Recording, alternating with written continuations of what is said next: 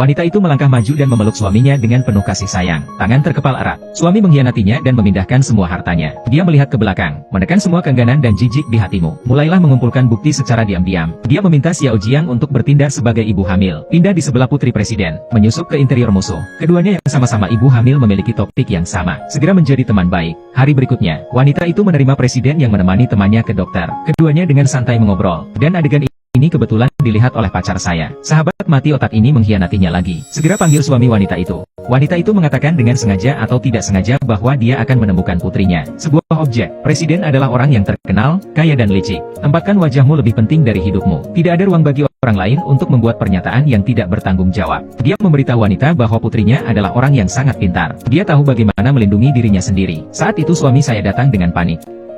Setelah menyapa, saya mengirim ketua pergi. Wanita itu bertanya mengapa dia ada di sini. Pria itu berkata dengan hati nurani yang bersalah bahwa dia kebetulan lewat di dekat sini. Presiden yang mendengarkan wanita itu. Ketika saya sampai di rumah, saya bertanya kepada putri saya apakah dia sedang jatuh cinta.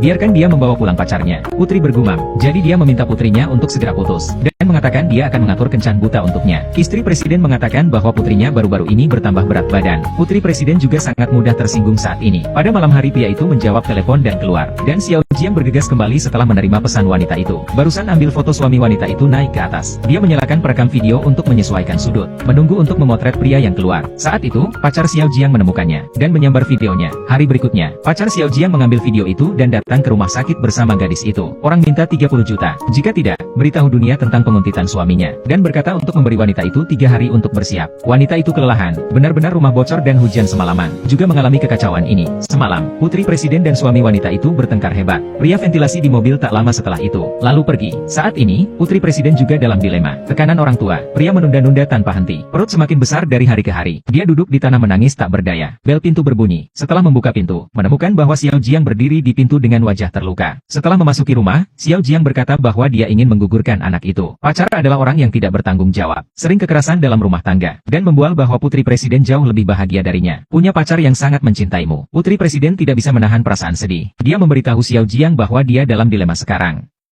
Pria itu terus menunda-nunda. Intinya wanita itu tahu semuanya. Masih bertahan untuk tidak bercerai. Dan katakanlah wanita itu nakal. Orang yang sangat sombong. Dan saat ini wanita itu memakai headphone di rumah. Melihat